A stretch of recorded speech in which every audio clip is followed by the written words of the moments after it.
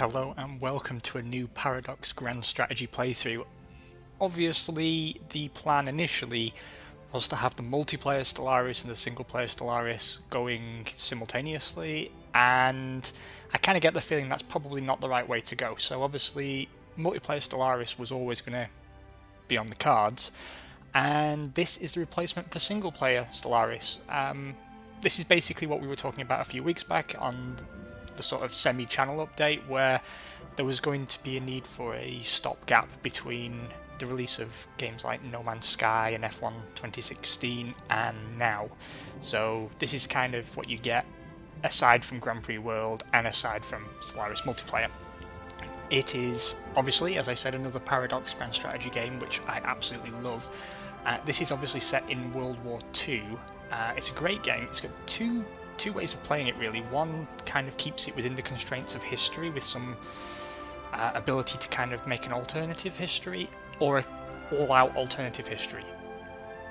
We will be keeping to real history, I think, and we will start 1st of January 1936. It gives us a bit of time to prepare, because most playthroughs of this game will obviously be focused on the great powers, so most people will be playing Japan, the Soviet Union, Great Britain, France, Spain, America, or Germany.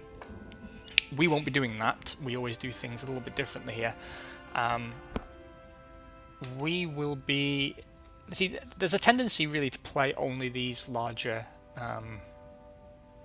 states, or more powerful states, because that's the ones people really relate to throughout the war, and the ones people are most familiar with, I suppose. Incidentally, if you're wondering why Hitler has his face blacked out, it's because I am obviously resident in Germany, and there are laws regarding using his image, and that's why there is no swastika on the flag here either. Just for those history buffs among you who are asking questions. When people do play other countries, they tend to go for the... if I can get the map up, they tend to go for the Central European countries for the most part. So they tend to play as either Hungary, Romania, perhaps Yugoslavia, Austria, because they are countries that, as long as you side with Germany early on, you can kind of keep things going. I am taking a different route. My aim is to pick a country that basically, we're trying to pick a country that is somewhat out of the way a little bit. By the way, you can pick any state that was active at this time. Obviously, there weren't as many as we see today, because a lot of empires were still in place. But one that's sort of, at least initially, neutral in the war, and one that perhaps takes a little bit more effort to get into fighting shape. The great thing about this game is that while it starts out from a fairly historically accurate perspective, it makes every single country viable, because the economics are quite deep, but on face value they're simplified to make things much more approachable. And unlike a lot of Paradox Grand Strategy games, this one is very, very war-centric. There's not a huge epic tech tree. The tech tree is pretty good, but it's not as vast as many of their games, because this is a game designed to be played over basically the length of the Second World War. So you will unlock technologies quite quickly, and it basically, as long as you play sort of semi-sensibly, you can make any country viable. We will be playing as Norway. I am relatively new to this game, so I'm keeping it on the easiest difficulty. We may turn it up in future. Now, I'm only just learning to play this game myself. I've played through one game this morning, got about 3 hours into it to try and figure out how things worked. I think I can do things a lot better now here with you.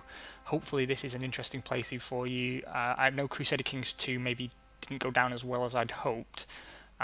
This is a much more classic Grand Strategy game, where it's more statehood and nationcraft than it is anything else. I'm going to keep the game paused initially, while we are going to take a look at our situation. So what you see here is we have some of an airbase up here in North Norway with no planes in it.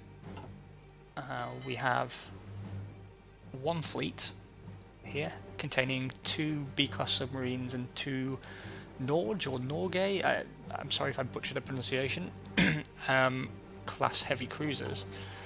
And we've got some lone divisions here and there. Our infrastructure is really, really poor compared to even Sweden. At this stage was militarily much more powerful.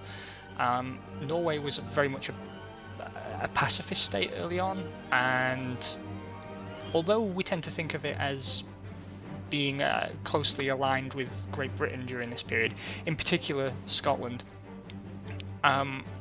it really wasn't the case actually.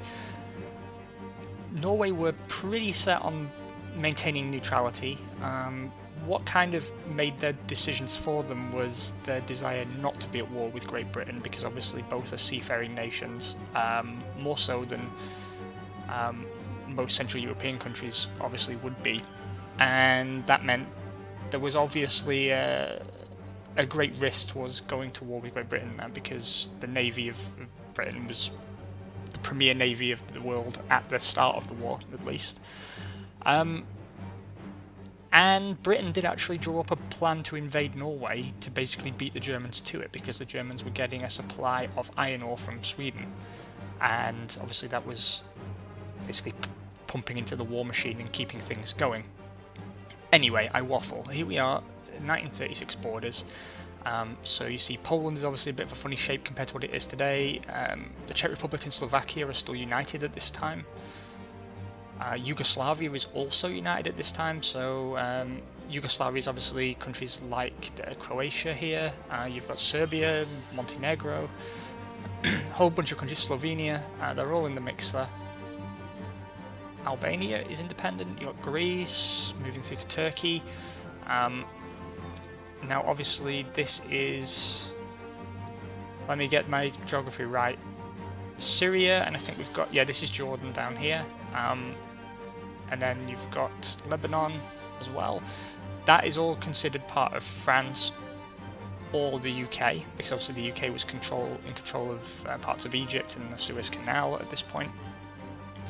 Saudi Arabia are independent, as are Oman and Yemen. India is under control of the British Raj. Afghanistan is independent. Tibet is independent from China. China obviously is much more divided than it is today. We've got the Philippines over here. The Netherlands control vast swathes of land and islands down here. Australia and New Zealand tucked down there. Many islands with many naval bases just kicking around over here. South America is not too dissimilar from how it is today, as same goes really for North America, except for the portion of Canada still under British control at this time. And that's pretty much how the world looks right now. We have to now begin considering how we're going to take care of our country and how we're going to handle things. We're going to do things very differently to the real Norwegian government, who were pretty set on staying out of things, first of all, and secondly, when the German invasion did come, they were very poorly prepared for it and handled it disastrously. We won't be doing the same thing. The Nazis will follow history, really. You can influence things, but by and large they will invade countries when they did actually invade countries, so we know when they're coming for us, and that's basically after they've completed the invasion of Poland, after they've taken control of Czechoslovakia as well.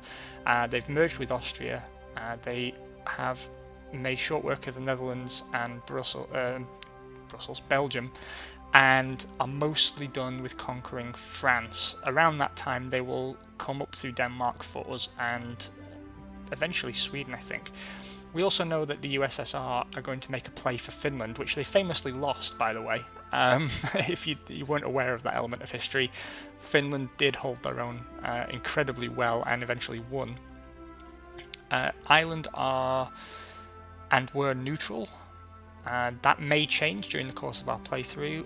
Again, think of it as being loosely based on history. Things will change and adjust in reflection to particularly how we play, but many other things as well. So let me explain how things work. First of all, research. To begin with, we have 3 research slots. Other countries have more, some have less. It depends on how developed the country is. And we have many, many things to research. And just unlocking them isn't really enough because, for example, there are two things to consider first of all. One is what kind of things you actually need.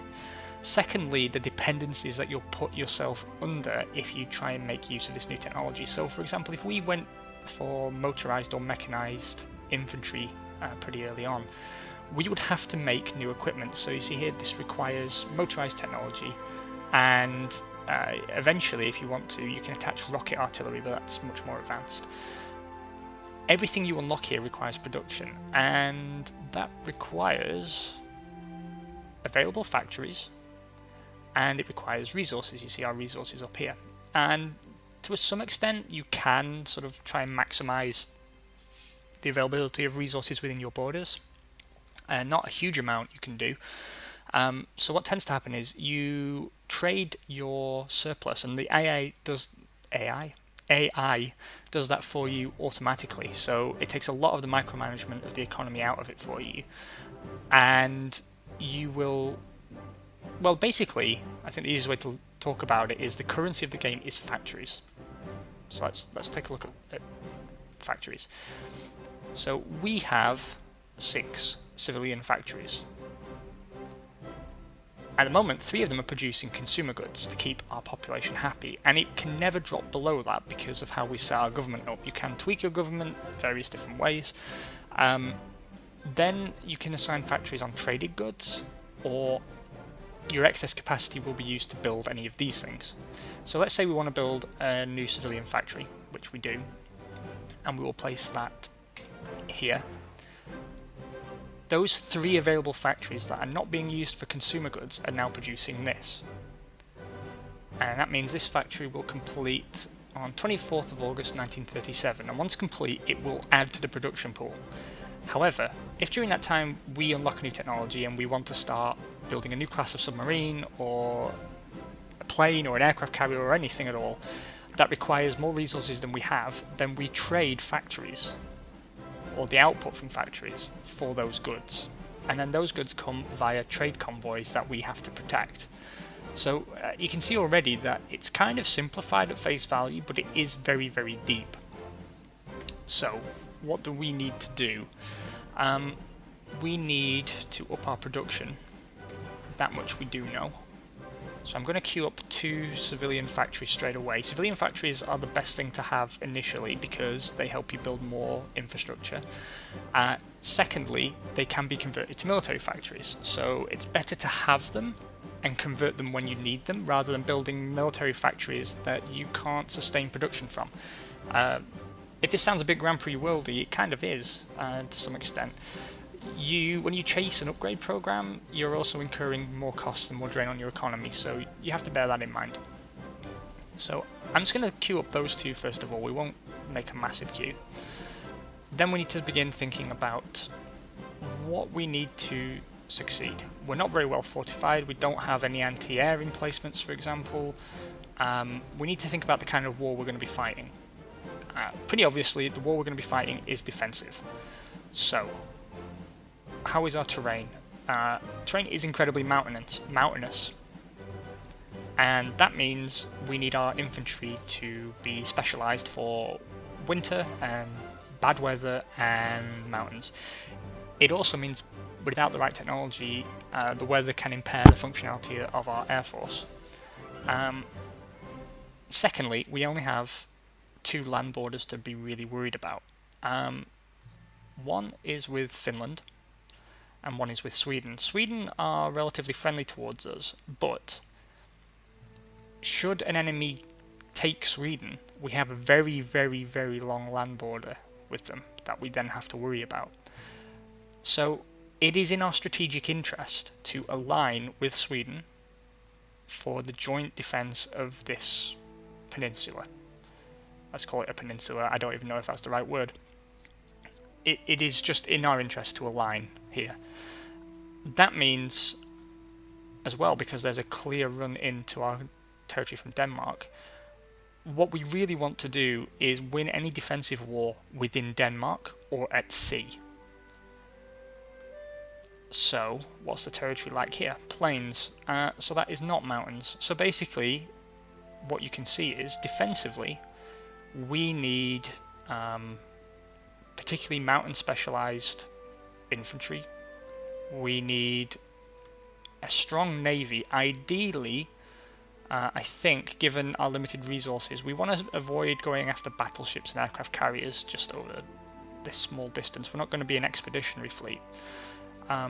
So to me, I think sort of a wolf pack system of submarines is probably the way to go.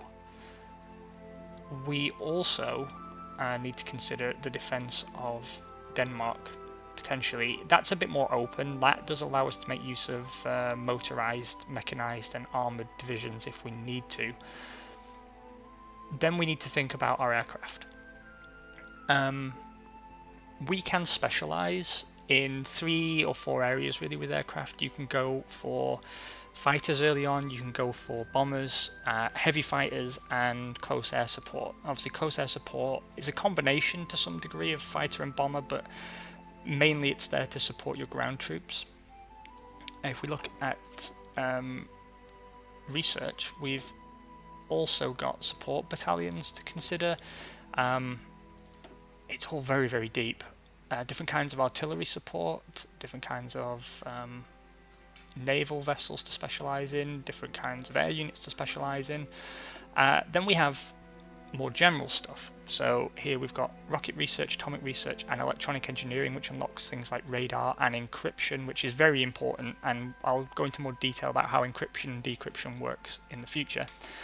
And then we've got industry, and what you can see here is we can boost production from our factories, which again, super important. So, without having hopefully waffled on too much, let's make some decisions right now. Let's set a national focus first of all. National focus is a kind of like temporary states of being that the economy is geared towards achieving a goal you select for a period of time, and once that goal is achieved, then you move further down the tree. Some, where you see this logo, are mutually exclusive, so either we can have a flexible navy or a large navy. We can go for a collectivist ethos or a liberty ethos, and the two are mutually exclusive.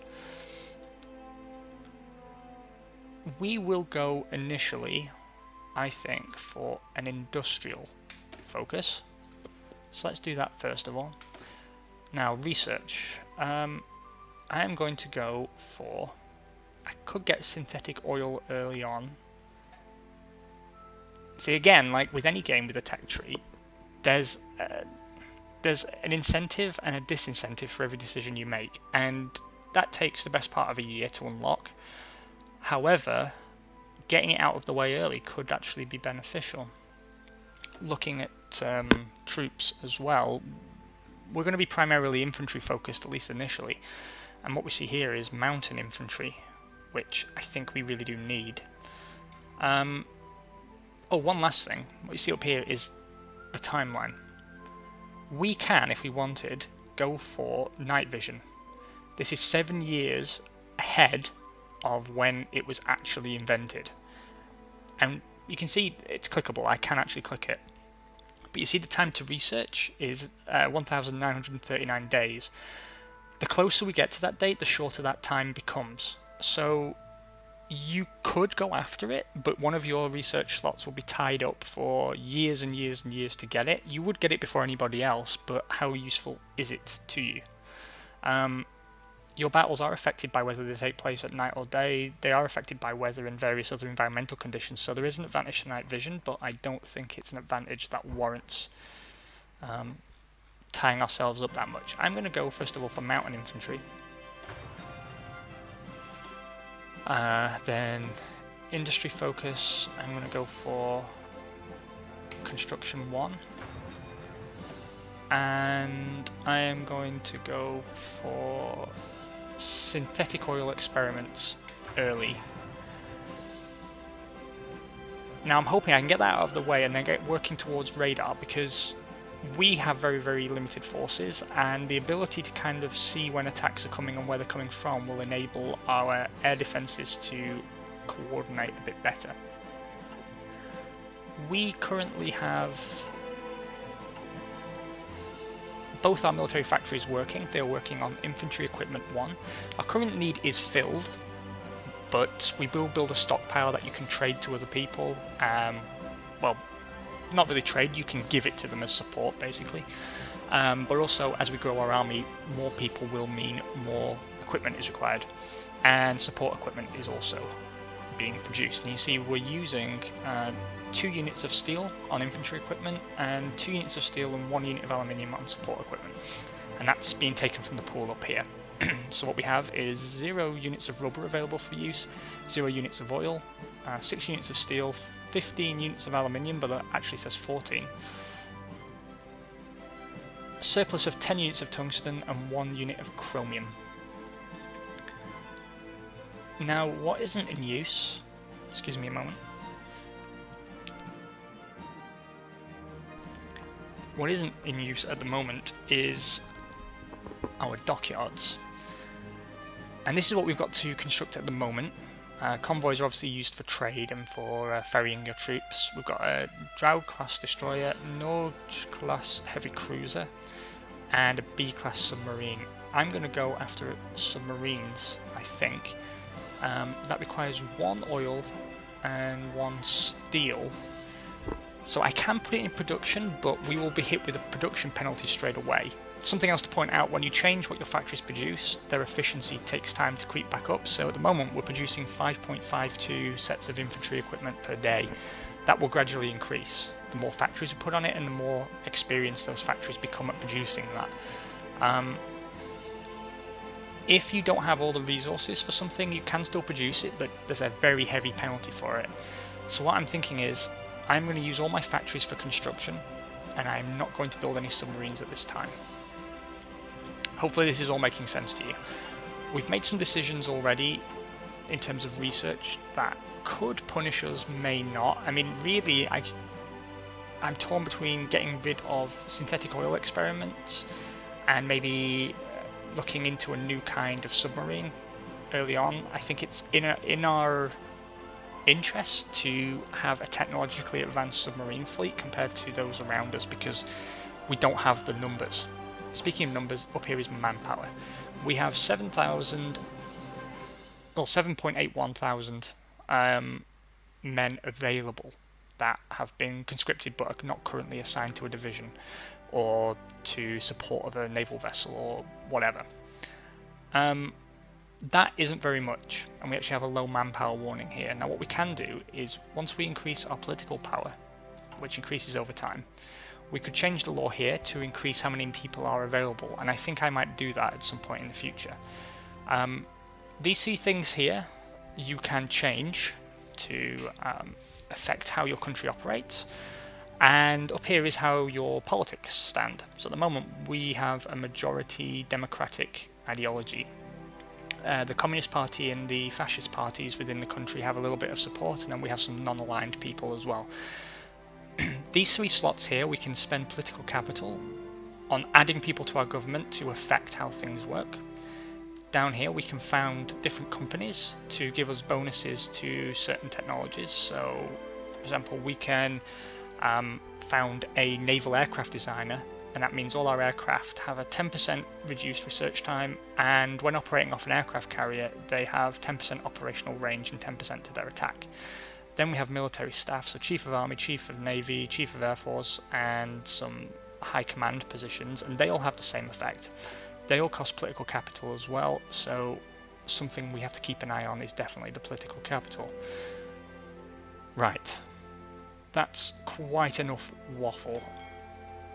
I'm going to split this fleet here. Actually, no, I'm not. I'll keep the B-class submarines as they are, actually.